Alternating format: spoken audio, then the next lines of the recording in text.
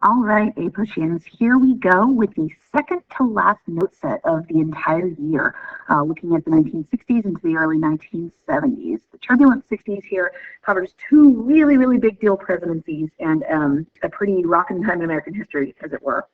If you think back to before break, the last thing that you covered kind of contextually, you looked at the civil rights movement of the 1960s, talked about the I Have a Dream speech, and watched the video that sort of covered that span. And you also looked a little bit at comparing John F. Kennedy and then Johnson, two big presidencies of the 1960s. So if you take a look at this note set here, 1963 to 73, this 1963, what that does is that picks us up exactly with Kennedy dying. Kennedy is assassinated in November of 1963, and it's going to take us through, this year really be 74, it's basically going to take us through the end of Nixon's presidency. He's going to resign, step down in 1974. So that's where we're headed.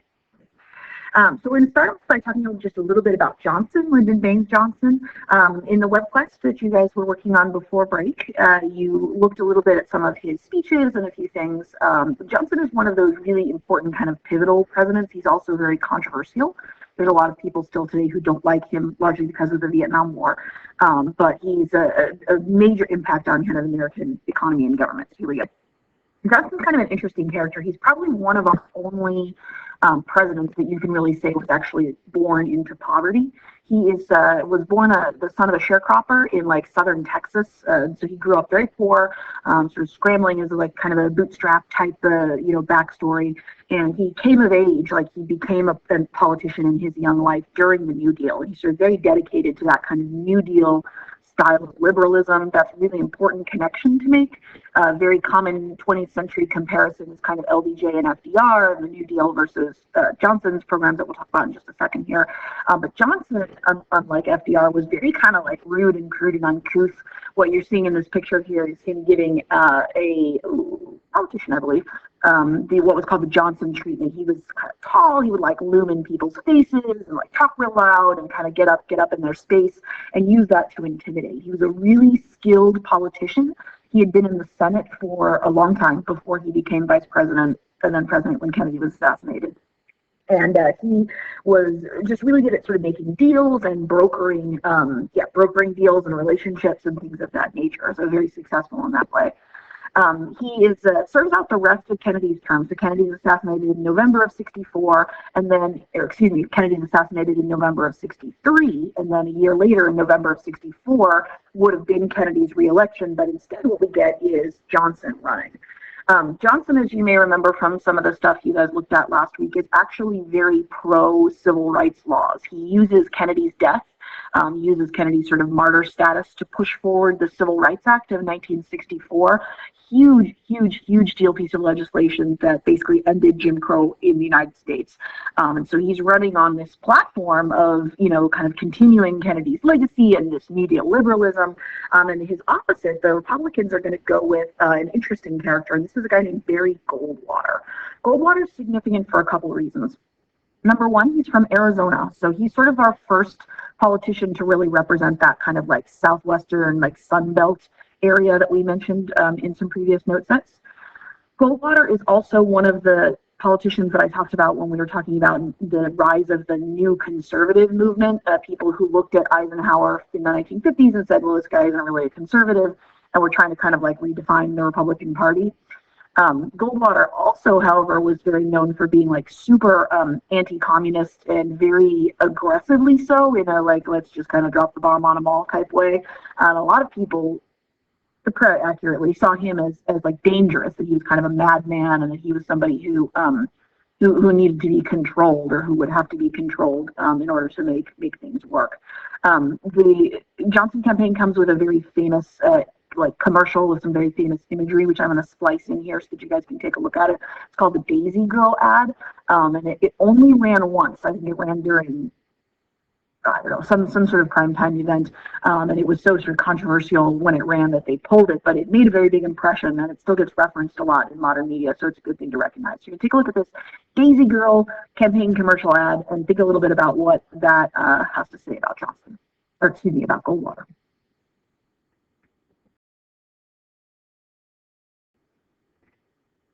Okay, So that commercial, as you can see, is very dramatic, very melodramatic, right? We must either love each other or we must die. But it carries this basic message from Johnson that was very effective, which is that, like, this, you know, if you elect Goldwater, like, we're just all going to die, right? We're all gonna head into some sort of nuclear war and hit crisis. And if you recall, under Kennedy's presidency, we'd had the Cuban Missile Crisis, which was the closest our country ever really came to direct war with the Soviet Union. So that was a really big deal. That was 1962. We're still kind of feeling that a little.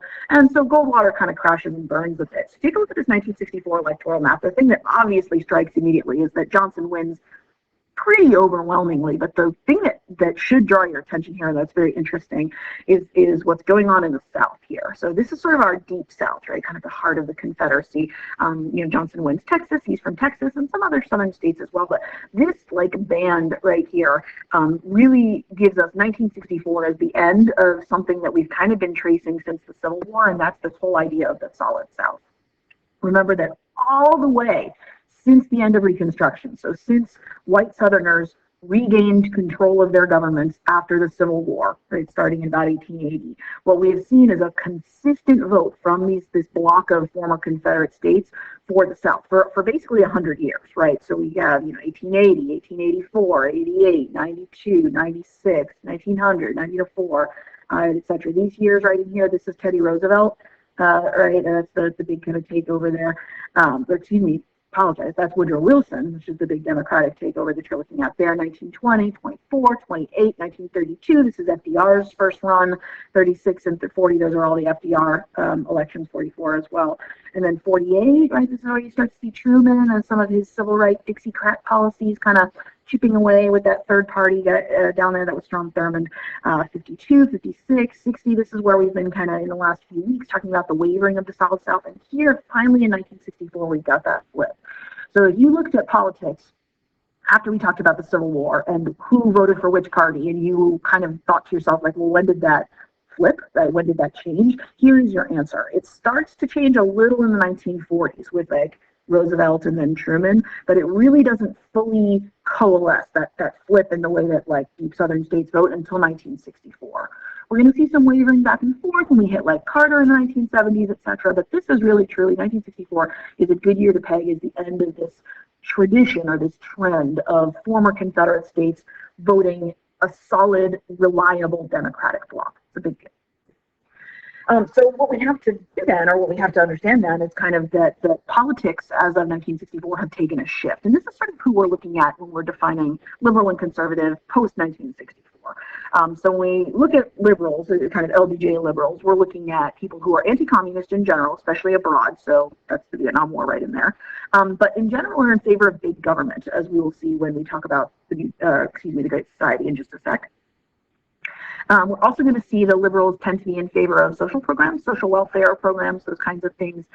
This is really when we start to see this idea of conservative as very associated with not only small government and states' rights, which was a big Barry Goldwater thing, and which we'll see growing throughout the 70s and the 80s, but also this idea of socially conservative.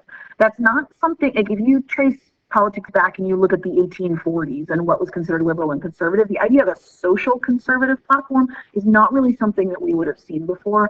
The 60s is really the first time that starts to come about. It's going to strengthen throughout the 70s and then kind of bring in the big wave of neoconservatism in the 1980s under Reagan. So liberal versus conservative. One of the things that's kind of driving this split between liberal and conservative are the courts, which starting in the 1950s and very much continuing in the 60s have become very activist. If you take a look at this list of Warren Court cases, Warren Court was the era of the court from 53 to 69.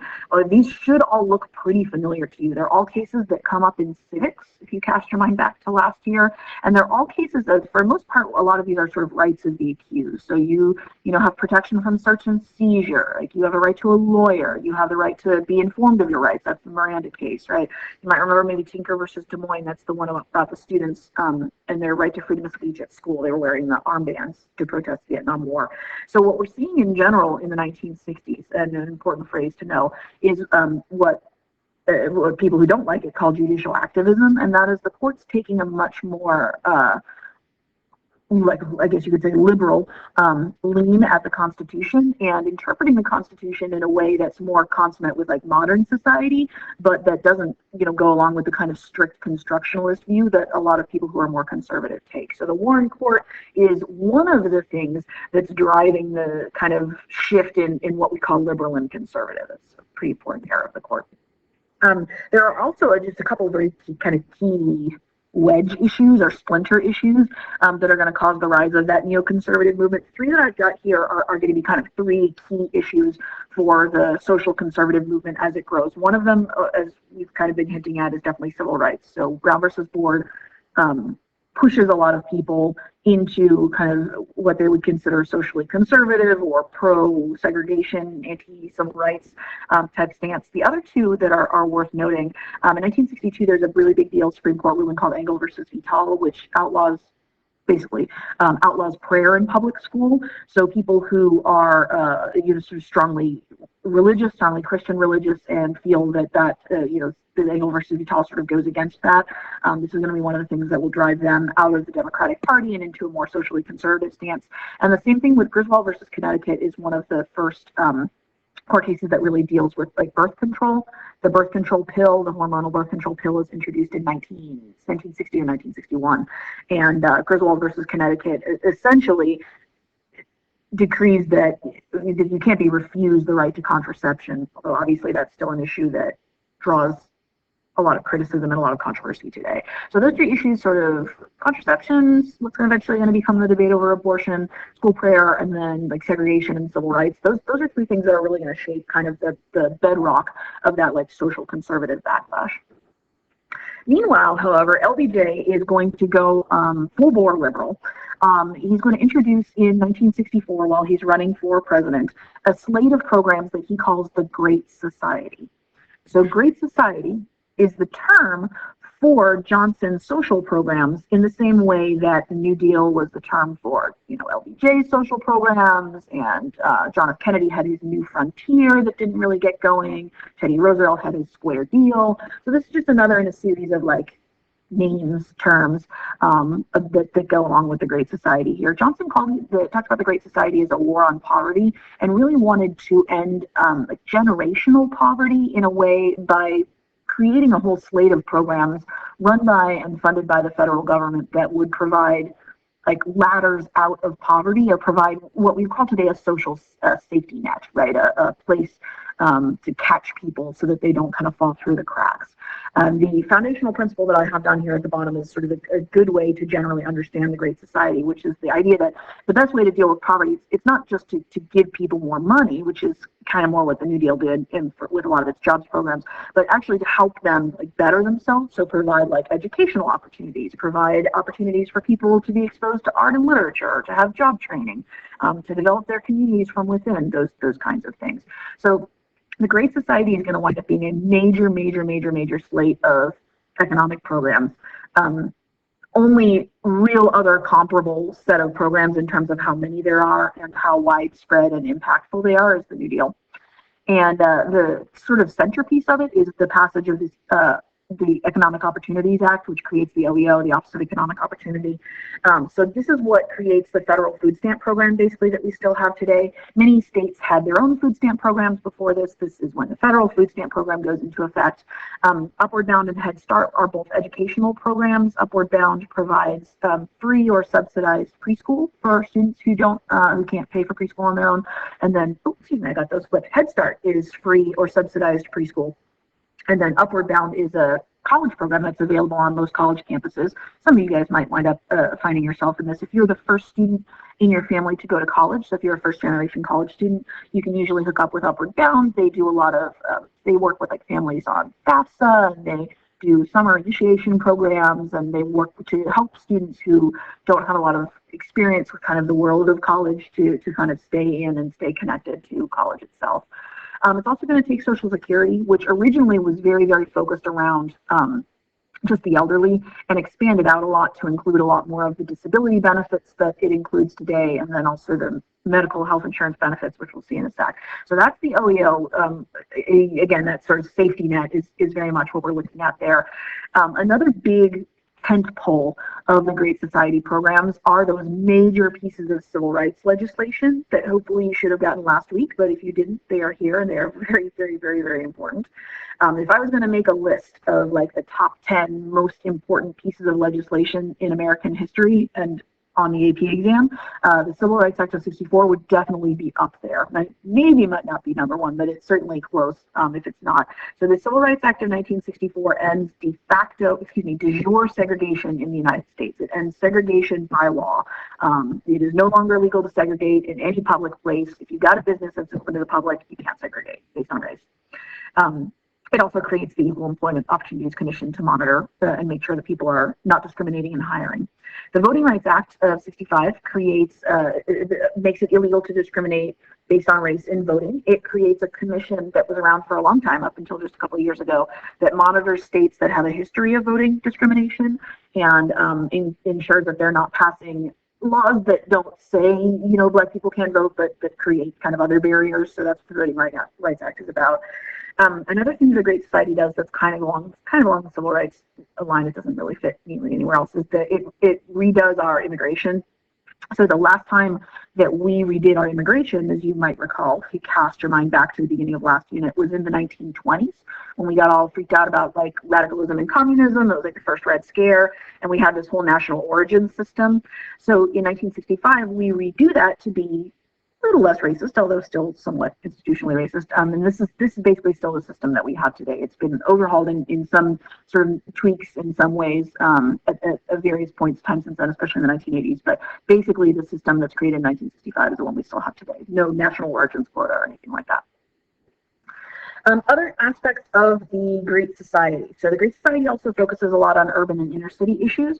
This is when we have the creation of a new cabinet. There's actually going to be 2 new cabinet departments created under Great Society. One of them is HUD, Housing and Urban Development, which runs housing projects. So if you ever hear people talking about living in the projects or whatnot, that's what they're talking about, these federally subsidized housing programs, among a variety of other things.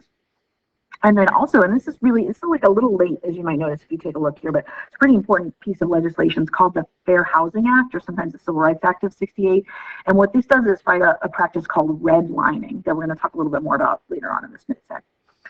The Great Society also includes a lot of like consumer protection type stuff, health, consumer protection. Potentially are arguably the biggest and most long-term impactful programs to come out of the Great Society are Medicare and Medicaid, which are established by the passage of a pair of acts in 64 and 65. Medicare and Medicaid provide health insurance in the case of, hang on, I always get these split. Let me think about this. So Medicare is the one that goes along with Social Security and is passed to, so anybody who's eligible for Social Security basically is eligible for Medicare. It just functions like regular health insurance, but it's provided by the government, not by your employer or someone else. Medicaid, on the other hand, is subsidized health insurance basically for people who fall below the poverty line or who qualify in some other way through disability, etc. And that's handled a little bit differently, and this is what a lot of the current political fight is about, but it's basically that the states and the federal government sort of split the funding for that. So Medicare and Medicaid health insurance programs put into place by the Great Society in the 1960s. This is also when we see the government pass its first, what we might consider environmental regulation acts. They pass a series of laws. It's like the Clean Air Act, the Clean Water Act. They do exactly what they sound like. We're not quite to the creation of the EPA yet, the Environmental Protection Agency. That's going to come under Nixon in 1970. But this is the first time that we see the government taking any sort of action in that direction. If you guys have taken APES and you read or talked about Silent Spring by Rachel Carson, that book is published in like 1962, kind of right before all of this, and it has a big impact on the rising environmental movement and the passage of these 2 laws. We also passed this Fair Packaging and Labeling Act, which is like when you look at a piece of food or whatnot, and it's got a package and it tells you how many calories are in it, or what the percent daily dosage of sodium, or the label on cigarettes that says, hey, these might be hazardous to your health. A lot of those things are come about because of the requirements of this Fair Packaging and Labeling Act. Highway Safety Act is what starts to initiate things like seatbelt laws. Prior to this, in 1965, seatbelts used to be like an option that you didn't have, so you could buy your car like without seatbelts. It was an add-on, like a sunroof before this.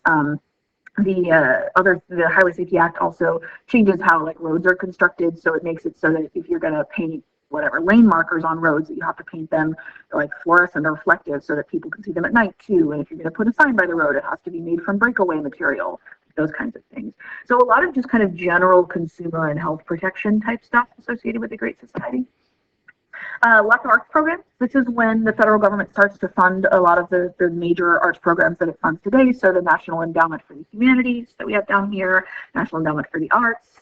This is when the Corporation for Public Broadcasting is created, which funds and runs NPR, National Public Radio, and then also PBS.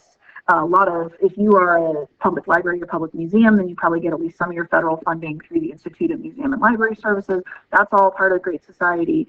And the idea here is that you're creating public sources of knowledge and art that anyone can access regardless of their income level. So like the Smithsonian museums are a great example, or PBS. Anybody can get PBS. You don't have to pay for cable.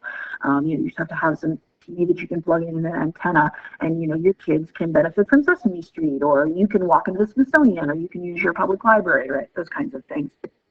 So overall, in general, and this is hotly debated, so whether this is what we're going to go with here, in general, the Great Society is generally considered to be effective. The poverty rate does go down. Now, people who don't like the Great Society, as we'll talk about in a sec, just say that, well, the country was doing well overall anyway, and so the poverty rate was going to automatically go down. But this is a fact. Like the poverty rate does go down in the years of the Great Society pretty considerably. The problem with the Great Society programs, if you look at all this, it sounds great, right? We're funding the arts, we're funding preschool, we're funding healthcare, like you go to college, yay! But all of that costs a lot of money, right? Medicare and Medicaid in particular. And so that the question is, how do we pay for it? And the answer, unfortunately, is that there's not really a great answer. Where there's like some tax cuts to stimulate growth, and we're sort of relying on just general increase in GDP and GNP, which we've had up until this point pretty solidly. The problem is going to come for the Great Society when something comes along that's going to cost a lot of money and take a lot of our energy and effort away, and that, of course, is the Vietnam War. So the Great Society and the Vietnam War are going to kind of fight for funding, and the Great Society is going to lose. A lot of these programs that we're talking about are much like lower funded or underfunded than they were originally intended to be, because that money gets sort of siphoned off to pay for the Vietnam War. One last word on the Great Society before we leave it to talk about Vietnam. If you were like kind of listening to this section and looking at this list of programs and thinking like, gee, that sounds kind of familiar, it sounds an awful lot like the types of programs that we're fighting over in like the current budget today in 2017, you would be correct.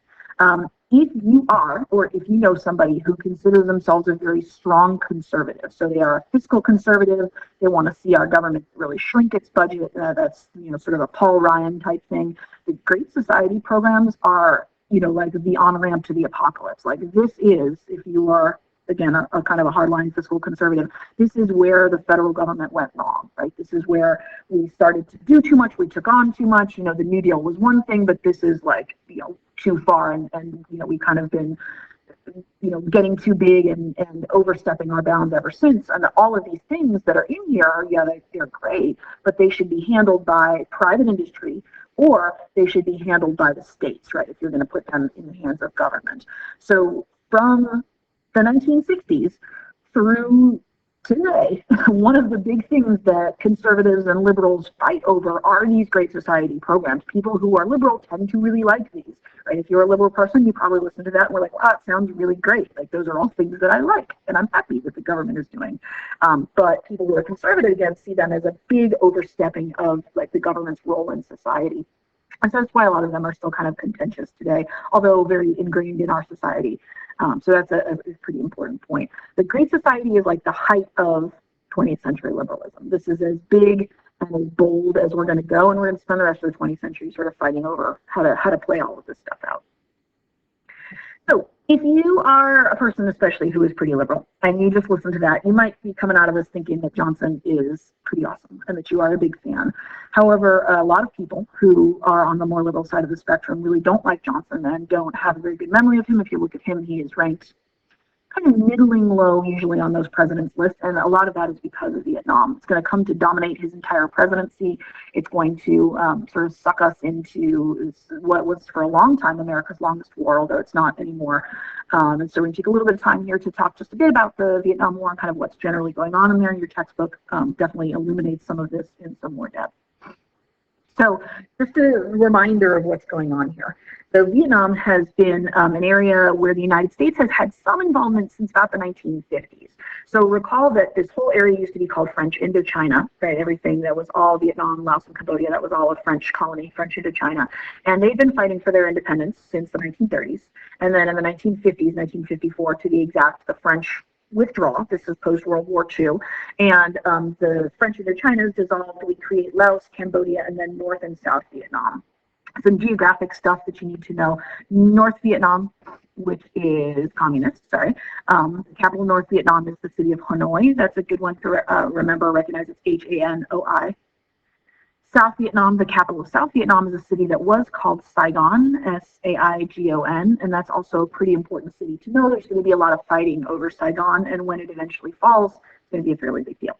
The dividing line, the dividing area between the two, North and South Vietnam, is called the DMZ, or the Demilitarized Zone. There's also one of those in Korea, so that's just a good, quick geographic stuff to know. The last time that we checked in, or that you looked at Vietnam, it was 1963. That's the last year of the Kennedy presidency. And the situation in 1963 was basically that the guy who had been president of South Vietnam, this is the U.S. allied, non-communist South Vietnam for 10 years, this guy named Ngo Diem. And Diem was very controversial. If you talk to 10 Vietnamese people about Diem, you will generally get 10 different points of view.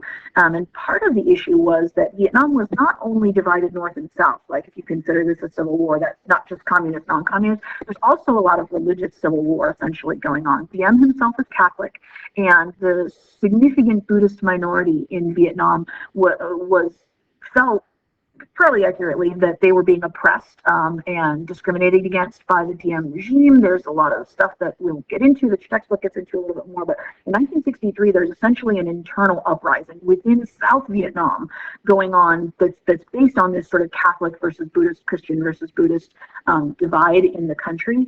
And it's really getting quite dramatic. This picture that's right here is a very famous and sort of widespread, world-known picture of a Buddhist monk in the summer of 1963 setting himself on fire as a ritualistic suicide to draw attention, to draw the eyes of the world to this internal problem, this oppression of the Buddhist Vietnamese citizens. And so you've got this sort of internal tension going on. Diem is doesn't really have like I would say the confidence of the people of South Vietnam.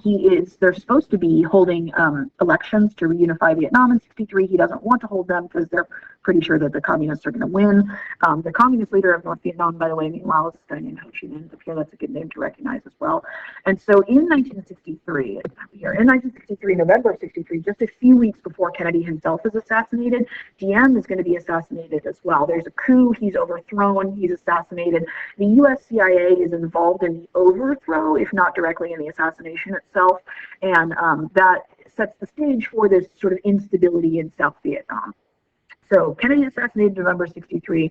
Johnson takes over. South Vietnam is in turmoil. They go through a series of military leaders. They're not really able to find anybody who can hold on to power as the president of South Vietnam. So we've got a bunch of ships stationed in the area, right? We're hanging out here in the South China Sea where it makes sense for us to be. We're also where we maybe potentially shouldn't be. We're up here in the Gulf of Tonkin, which is this water off of North Vietnam. There's several U.S. ships up there. In August of 1964, there is an incident that we usually refer to as the Gulf of Tonkin incident. One or two U.S. ships, depending on what you believe in the report, are potentially fired on by North Vietnamese torpedoes. The ships, there's a lot of conflicting information about this, but what you need to know is that Johnson goes to Congress in August of 1964 and says that two of our ships have been attacked by North Vietnamese troops, that they've sent out a ship to gunfight with us, and I think that some torpedoes have been fired from the mainland, if I'm not mistaken. That's also alleged. Johnson wants Congress to declare war, right? Which, remember, is sort of the way that this type of thing usually goes. But Congress is not going to declare war. Instead, what they're going to do is pass a law called the Gulf of Tonkin Resolution. This is super, super important. This is summer of 1964. And what the Gulf of Tonkin Resolution does is it grants the president, aka Johnson, the power to retaliate for strikes against the United States, including, and this is particularly important, the use of ground troops, which hadn't previously been authorized, and without any sort of like check or chain on it. The Gulf of Tonkin Resolution doesn't include like time limits or further mandates on the part of like what the president has to do to keep this open. It essentially creates an open, like a blank check for the president to use to wage war in South Vietnam in everything but name. So the Vietnam War, like the Korean War, is not an actual war, right? Congress never declares war. In Korea, we were fighting with the United Nations troops, right? At least, so that had some legitimacy there. But here, it's basically just a military action waged largely by the executive branch of the United States, and that's one reason, a major reason, why it's going to wind up being so controversial and why we're going to see such a strong opposition to it. So the Gulf of Tonkin Resolution, sometimes called the Tonkin Gulf Resolution, passed in August of 1964. What that does basically is that starts the Vietnam War. So if you're looking at anything in an American history textbook and it's talking about the Vietnam War, it's going to say that it starts in August of 1964, and that's with the Tonkin Gulf Resolution. We've been kind of tracing our containment policy rather than taking a look at what each of the presidents does. So we've looked at Truman and his sort of traditional style containment, Eisenhower's new look, Kennedy's flexible response. Here is LBJ, and the big reason that we get involved in Vietnam is this idea of the domino theory.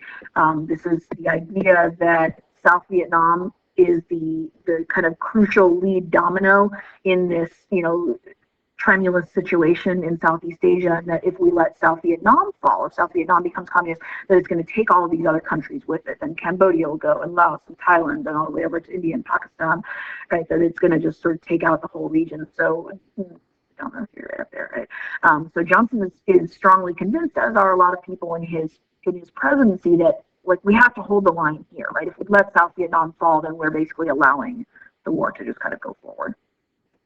The actual military operation is called Operation Rolling Thunder. We send 50,000 troops initially. That's going to escalate up quite considerably over the next few years. And one of the issues, there's a lot of them, one of the issues in the Vietnam War is basically that there's no really super clear enemy for us to fight because we haven't really declared war, and because at this point the North Vietnamese haven't invaded anything. We are technically fighting the North Vietnamese army, but not directly, at least not at first. There's going to be various points in the war where we will engage directly with the North Vietnamese army, but again, they haven't crossed any lines or invaded directly, so that's not exactly our chief enemy, at least not at first. So what we're going to find ourselves mostly battling are kind of an internal insurgency that we're going to call the Viet Cong, VC or Charlie. I see Victor Charlie sometimes, and that's our term for communists who are in South Vietnam, either are South Vietnamese themselves or are just living in South Vietnam, and who are kind of in hiding, right? It's sort of the farmer by day, VC by night kind of underground agent is what we're particularly concerned with. That's a really hard war to fight, right? When you're talking about kind of a war that's against kind of people who are embedded in society. How do you know when you've won? How do you know when you've cleared everything out? How do you tell someone who's a Viet Cong from someone who's a normal South Vietnamese person loyal to the government and friendly to the United States? The answer to that is you can't, or you don't. The country of Vietnam itself is gorgeous, but it's also very tropical and very jungly, and unlike really any place that the U.S. has ever fought before, probably the only comparable area that the United States has ever fought really is maybe some of the island hopping battles during the Pacific, so some like Guadalcanal and those. But otherwise, we've just never really experienced anything like this, especially not for this length of time. It's very humid, long, tall, razor grass. It rains very heavily for like half the year. A major crop in Vietnam is rice, right? So there's a lot of flooded land for rice paddies. Soldiers called Vietnam the Green Hell and talked about the land as almost like a separate enemy in and of itself. It was very much sort of dominated the mind and like the fighting tactics of the war. takes us a little while to really get used to, if we could ever really be said to be getting used to the fighting style that's necessitated here. The fighting style itself, again, is different. This is not like open land fighting. You know, you line your troops up, we line our troops up, we shoot at each other. This is not even a ground war with, you know, tanks and, you know, bombs dropping like we're used to from maybe, say, World War II. What we've got is we've got an enemy who has basically been fighting in many cases for their whole life against us, against the French before us, and are very used to this just sort of like long game. All that they need to do is, you know, annoy us enough to leave. They're very good at using the jungle and using the countryside to accomplish this. There's large swaths of like, tunnel complexes underneath the jungle. So an American, you know, troop of soldiers could be out walking through the jungle, you know, on raids or on patrol. It would be very easy for VC to sort of spring up from, you know, from a tunnel, make a sneak attack, you know, kill whoever they could kill, and then just sort of melt back into another tunnel, you know, maybe collapse that entrance if it's been found. The jungle itself also becomes very heavily booby trapped. There was a strong tendency to set up these stake traps. They're called Punjai stake traps, right? And what they would be generally is like pit dug and then like sharpened bamboo sticks, usually placed at the bottom. And so if you're marching along and you know, kind of not looking where you're going, it would look just like you were stepping on solid ground until you stepped into it and impaled your foot, your ankle, your calf, etc., on the sticks below. The United States developed a series of new weapons to try to combat the kind of jungly atmosphere. One of them, it's kind of a weapon, kind of not a weapon, is Agent Orange. This is a deforestation agent. It kills trees, kills foliage. So we would spray it from planes overhead, or you could be like a soldier would maybe wear a tank of it on their back and spray it through a hose sometimes too. And it would kill the surrounding countryside, allowing us easier sort of view to, you know, to bomb or to see kind of what's going on in the undergrowth. The problem with Agent Orange that we weren't super aware of at the time is that it turns out to be very heavily carcinogenic, very cancer causing. It's going to cause a lot of problems for the local Vietnamese population and for American soldiers who come into contact with it. We also use a tremendous amount of napalm in Vietnam. Napalm was developed in the last year or two of World War II. So we use it against Germany and Japan in the last couple of years of World War II, but it's especially used here in Vietnam. It's very effective in wet conditions. What napalm is, it's like if you can imagine a bomb that's packed with like a jelly substance, almost got the same consistency as like petroleum jelly or Vaseline, except it's made of an accelerant. So when the bomb drops, the bomb explodes, whatever it lands on, and it also flings out these globs that you can see in this picture here, they're almost like the firework streamers. It flings out these globs of this flaming like Vaseline jelly that land on, you know, whatever they land on, and they stick to it. So it's not just that, you know, that it can catch something on fire momentarily, but it sticks and it burns, and it's got a much more effective rate. The problem, of course, is that it doesn't just stick to buildings or whatever you're trying to explode, it also sticks to people. And it's going to cause some really, really horrific burns. We'll see. Vietnam War also going to be really dominated by helicopters. This kind of makes sense when you think about it. We've had helicopters for a while again since World War II, but this is one of the first wars where we really see them used as a big part of the fighting fleet, because helicopters can take off and land vertically. That's really important in a jungle. You don't have a lot of room for, you know, an airstrip necessarily. They also can hover, which is something that planes don't really accomplish. So that's a big deal. Meanwhile, back at home, the Vietnam War eventually is going to gather the largest anti-war movement in all of American history. Every single war America has ever fought has had some sort of anti-war movement. Even the ones that we think of as like quote-unquote good wars, like World War II, there's always some people who are against the war. But what's going to be different about Vietnam is by the time it's over, it's well over half of the United States is opposed to the war by the time that we actually pull out in the 1970s. But it doesn't start out that way. So in 1964, if you know, whatever, Gulf of Tonkin Resolution happens, you know, first troops are sent overseas, and if you just walked around and asked, you know, 10 random people in 1964 what they thought about the war in Vietnam, most people didn't really know a lot about it, or just generally thought, well, you know, communism bad, so, you know, sure, we support what we're doing. But there's a couple of things that are going to come to kind of drive this anti-war movement and that are going to make it a lot more large scale than some of the other anti-war movements that we've seen. One of them is going to be the draft. So we've had drafts in every major war since the Civil War, right? Both sides drafted in the Civil War, and then the draft went away. We drafted in World War I, the draft went away, drafted in World War II, and the draft that was put in place in World War II, that's like Selective Service Act of 1940, that's still the one that's in place here.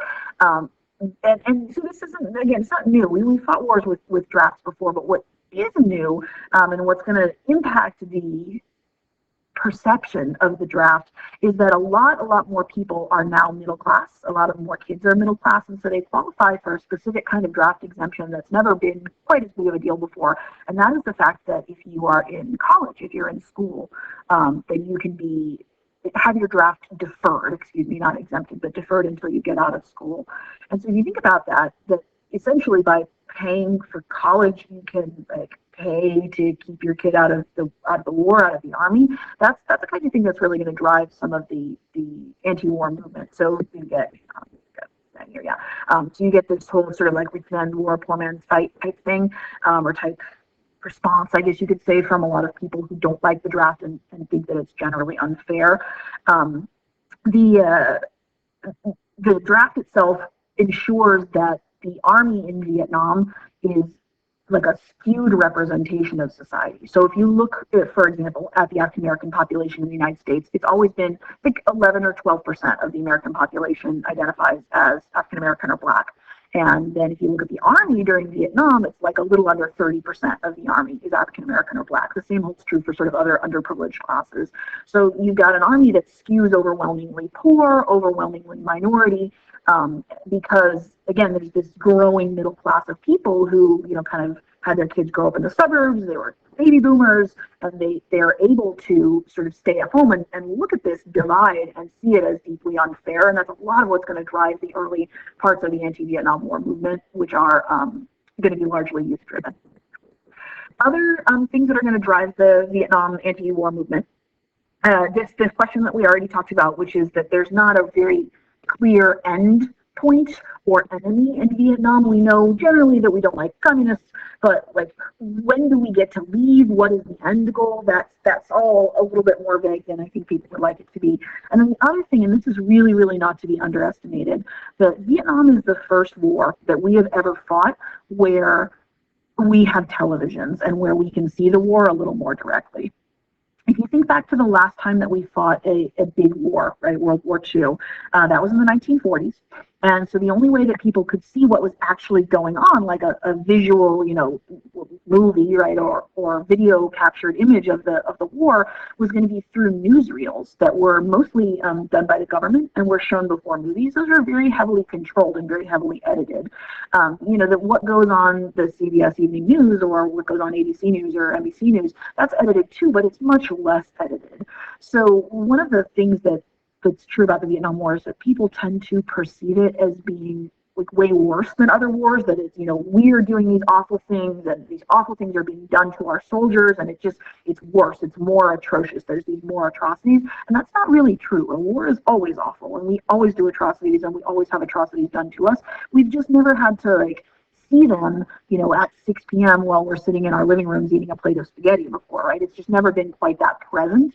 And so this modern media really drives our feelings about the Vietnam War in a way that we haven't seen before. And I think it's one reason why I don't think personally that we will ever fight another war that has as universal support as, say, World War II did, because we have so much of a stronger sense of what war actually looks like today.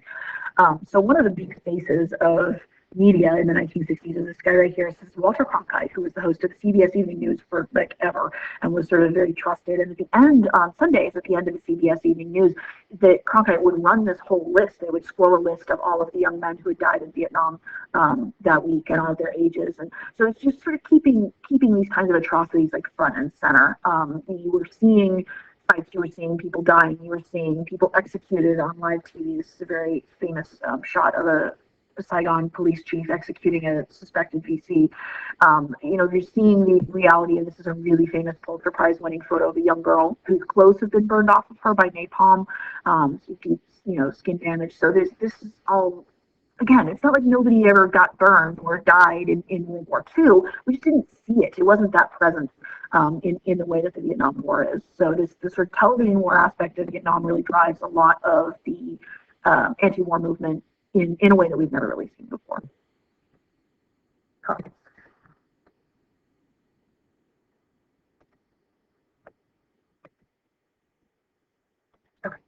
So next up, in our discussion of the turbulent 1960s is the discussion of something that comes directly out of what we just finished talking about, aka the draft and the Vietnam War and sort of general agitation against the Vietnam War. And that's the rise of what we're going to call the counterculture, or what's sometimes kind of generally referred to as the hippie movement in the late 1960s, mid and late 1960s. So there's a couple different strands to the counterculture that you need to be aware of. One of them, and a term that you need to know, a good sort of vocab term to make sure you write down or highlight or circle, is this idea of the New Left.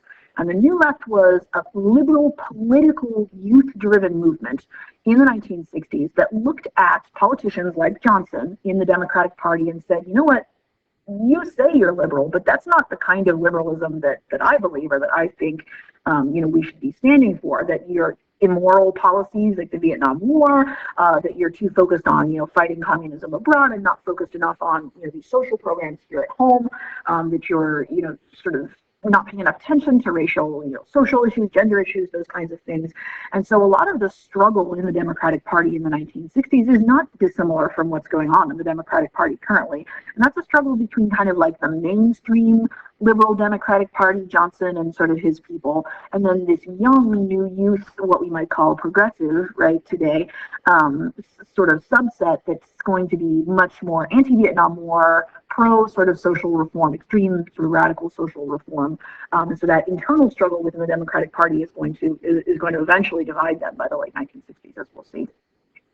The big thing, of course, that drives the New Left, the New Left movement, is the anti-war movement, as we kind of talked about a little bit in the last segment. So, there's a bunch of different reasons why people might have been anti-war, just in general opposed to our involvement. There were certainly some people who didn't see anything wrong with communism and thought that we shouldn't, that communism was good or was a valid choice, that we shouldn't be involved in it. But the anti-war movement is very, very, very strongly linked to college campuses. That's really where it starts out and where it grows extensively. In April 1965, right, the war has been going on for about a year. So when we first start to see some of our larger scale demonstrations, 25,000 people, that's a lot of people, but it's not nearly as many as we're going to see by the end of the war, but that's a solid amount of people. And that's going to be led by two groups. SNCC, who hopefully you remember from the discussion of the civil rights. This is the Student Nonviolent Coordinating Committee that was a Black civil rights group. They had run Freedom Summer in Mississippi and the Freedom Rides. They were formed kind of in the wake of the Greensboro sit-ins. And then this other group here, SDS, which is new to us, but which we're going to take a second to talk about here right now. And that's called Students for a Democratic Society. So SDS, or Students for a Democratic Society, is the main New Left kind of counterculture organization that you need to know a little bit about. It's founded, like the slide notes, at University of Michigan in '62, but it really catches fire with the anti-war movement. They focus a lot on the draft as a sort of social and moral issue. They focus on the war in general. They focus also kind of not just Vietnam War related, but on sort of students' rights in particular, so students' rights to freedom of speech on campus. They tended to do things like protest when, popular kind of left-leaning professors would be fired, and you'd see protests from SDS. They become particularly associated with building takeovers. So at my alma mater, where I went, UC Santa Barbara, it was 1971, I believe, there was a building takeover of the dean's office. A bunch of students rushed into the building, barricaded the doors, chained themselves to furniture outside the dean's office, and held a building takeover until the administration agreed to meet with them and listen to their demands. So that's a fairly typical kind of tactical swing for SDS, for Students for a Democratic Society. Another more radical group are the Yippies, headed by this guy here in his famous American flag shirt. That's Abbie Hoffman. And they tended to be more stunty. They're very much on the extreme radical end of the counterculture or the New Left. They liked to do big media attention gathering stunts. The most famous one is that they run a pig for president in 1968 against Johnson as a candidate on the Democratic Party ticket. They hold a big rally outside in Chicago, outside where the convention is happening. When the police eventually show up to arrest Pegasus and also several high-profile members of the Yippies, it winds up going to trial. There's a whole ordinance in Chicago about not having a pig in the city, and it becomes kind of like a media circus, and that's on purpose. That's sort of what they're looking for. They like to sort of draw attention. So got the Yippies, you've got SDS, right, or some of the more organized, quote unquote, aspects of the counterculture movement. But in general, it really just is a social and aesthetic movement. In the same way that you might talk about I don't even know what, like goth culture or something like that today. It grows out of stuff that we saw in the beat movement in the 1950s. It is partially political and partially sort of more social and environmental, cultural in a way. The sort of, quote unquote, sex, drugs, rock and roll, right, slogan is very associated with the, again, the kind of more cultural side of the counterculture. And like anything, by the end of the 1960s, it becomes kind of mainstream. If you're a teenager, you just sort of are a hippie. You're sort of dressed that way almost by default. The aesthetic generally is, well, sort of what people at the time period saw as being very kind of out there, being very loose, not conforming to the kind of more buttoned up and traditional aesthetic of the 1950s, right? If you can kind of picture those pictures that we looked at in the 1950s notes of, girls in their sort of neat little skirts and sweaters and their kind of carefully coiffed hair that you go to the beauty parlor every week to, make sure that it's set in curls. And then you take a look at these pictures here, right? You're seeing sort of emphasis on like loose flowing clothing and like long hair and almost what people at the time saw as being kind of unkempt or ill-groomed. It get called dirty hippies a lot, right, by like Richard Nixon and that ilk. And just sort of a general disregard for a lot of the mores or the values of 1950s society, sort of dropping out and making, sort of deeper connection with the world in sort of a very meaningful way, something that was very important to this kind of general age. The more extreme expression of the hippie aesthetic kind of comes with what we might call commune cultures, a bunch of these communes that spring up around the country, especially in the Southwest and on the West Coast. And communes are basically what they sound like. They're small communities that live communally, so no like direct property ownership. Everybody shares everything, shares all the responsibilities, right? Works for the betterment of the commune itself. If you cast your mind back, like way back, all the way to the 1840s, the antebellum period, this might make you think a little bit of like utopian communities, and that's a pretty good comparison, right? These, they didn't tend to be religious or not organized religious anyway, but they were about this sort of, disconnect from society and create this kind of communal experience within society itself. The centerpiece of counterculture, though, is definitely the counterculture music. In the 1950s, we talked about the rise of rock and roll and people like Elvis Presley and Chuck Berry and lots of rock and roll songs with titles like, I Want to Hold Your Hand and, Let's Rock in the Gym. And those kinds of things are very much sort of dance, kind of young teen type aesthetics. When you listen to later counterculture music, it gets a lot more hard-edged. We hear a lot more kind of like the electric guitar sound, if you're familiar, and it also gets a lot more messagey. We have a lot more of an interest in using music to explore, what have they done to the rain, and all the colors of, of the wind and all of that kind of stuff. It's a little bit more psychedelic and a little bit less straightforward, just like dance music in general, so counterculture music. Arguably, the height of the hippie aesthetic comes in Woodstock in 1969, the very famous music festival held in upstate New York, to which something like, let's say maybe 10,000 tickets were sold and like 60,000 people showed up. Those are not exact numbers, but you get the general idea. Woodstock was a major several-day expression of this kind of culture of love and this culture of the hippie aesthetic in general, and it's often held up as the height of the hippie movement. 1969 is a rough year in general for the counterculture. We have the Manson murders and a bunch of other things that kind of take a general hit in Nixon's first year of Nixon's presidency. So this is kind of the apogee of the hippie movement, as it were. It was summer of 1969 in Woodstock.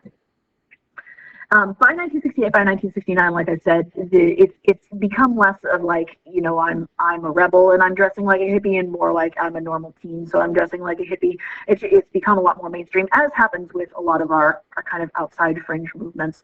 Just like we talked about with rock and roll, starts out counterculture and then becomes kind of more mainstream culture by the time it's done.